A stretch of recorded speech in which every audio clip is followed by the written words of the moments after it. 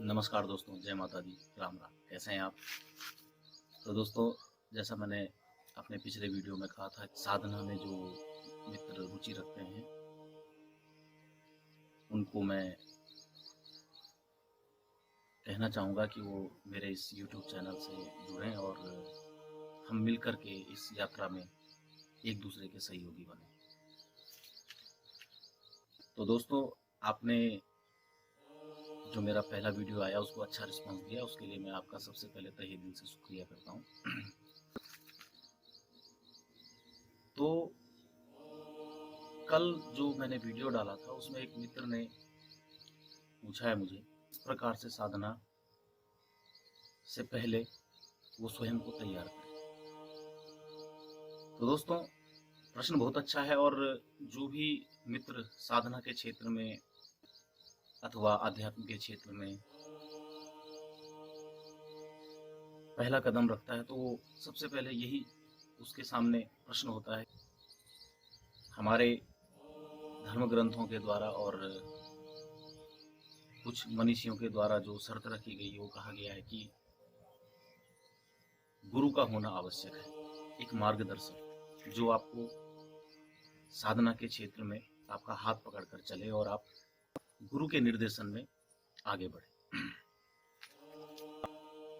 कैसी भी साधना हो, सात्विक हो, वीर भाव की साधना हो या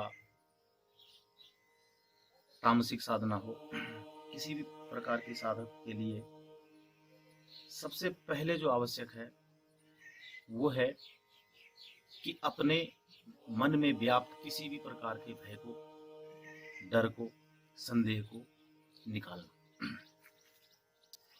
भ्रम अथवा संदेह और डर साधना से पहले किसी भी व्यक्ति को अभय की ओर बढ़ना चाहिए।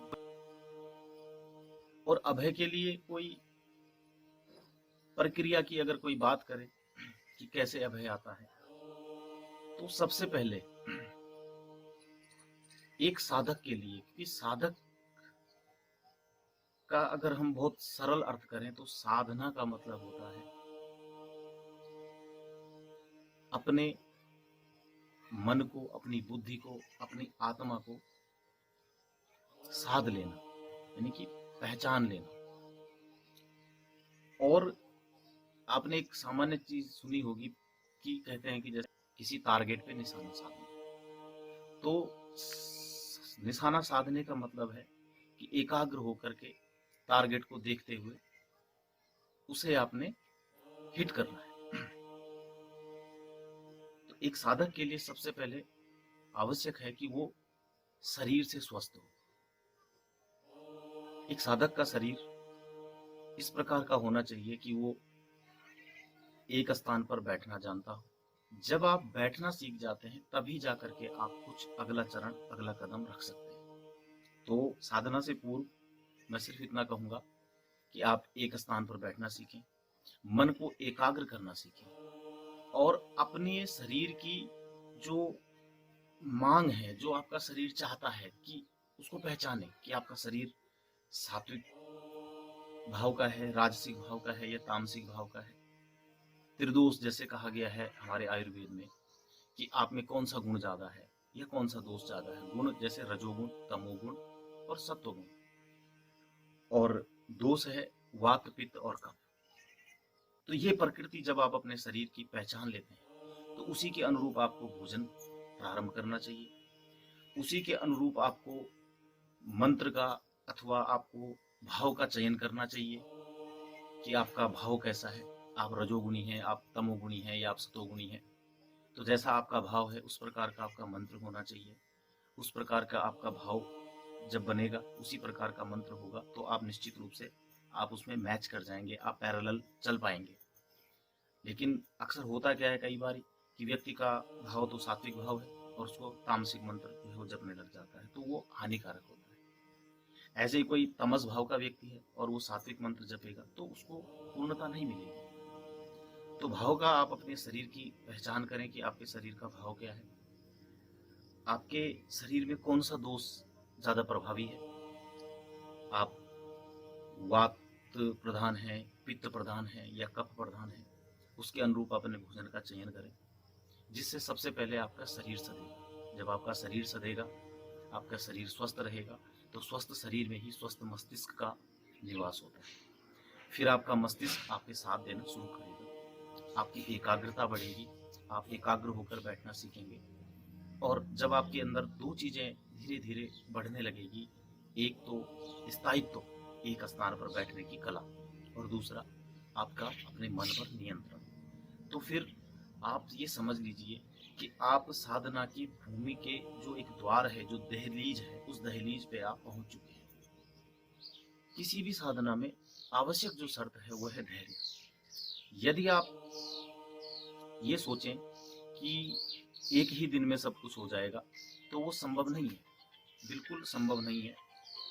और आप जो है, अगर धैर्य से आप जो है साधना के मार्ग पर नहीं चलते हैं, तो निश्चित रूप से फिर आप बरगला जाएंगे, आपको मानसिक तनाव घेर लेगा, अवसाद घेर लेगा कि नहीं, ऐसा क्यों नहीं हो रहा है, मेरे साथ कोई चमत्कार क्यों नहीं हो रहा है, मुझे कोई अनुभव क्यों नहीं हो रहे हैं। हर व्यक्ति का अपना प्रारब्ध होता है, हर व्यक्ति का अपना कर्म होता है। उस कर्म के और प्रारब्ध के फल के कारण व्यक्ति के अनुभव भी अलग होते हैं, और व्यक्ति को साधना में जो अनुभव होते हैं वो कहीं ना कहीं उसके प्रारब्ध से और उसके इस जन्म के संस्कार से जुड़े हुए होते हैं। तो आप सर्वप्रथम साधना में उतरने से पूर्व शरीर को साधें, मन को साधें।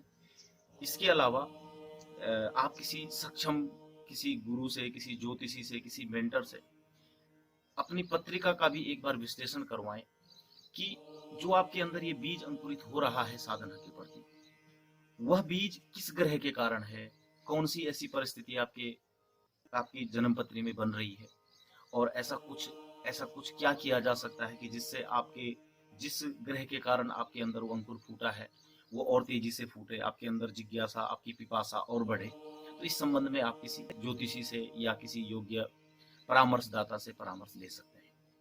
तो इस प्रकार से छोटी छोटी चीजें जो मैंने अभी तक बताई आपको, आप करिए। और जो भी और आपके प्रश्न हैं तो आप इसी तरह मुझे कमेंट में बताते रहें, ताकि मेरा अगला वीडियो उसी प्रश्न के संदर्भ में और उसी प्रश्न के आसपास हो। और महाकाल काली की कृपा से जो भी मेरी विवेक बुद्धि के अनुसार मैं आपके साथ साझा करता रहूंगा। और अंत में मैं कहूंगा कि आप मेरे चैनल को लाइक करें, सब्सक्राइब करें। उसके अलावा कोई प्रश्न हो तो आप मुझे कमेंट बॉक्स में डाल सकते हैं आप। तो इन्हीं शब्दों के साथ आज मैं अपनी बात समाप्त करता हूँ, और जय माता दी, धन्यवाद, राम राम।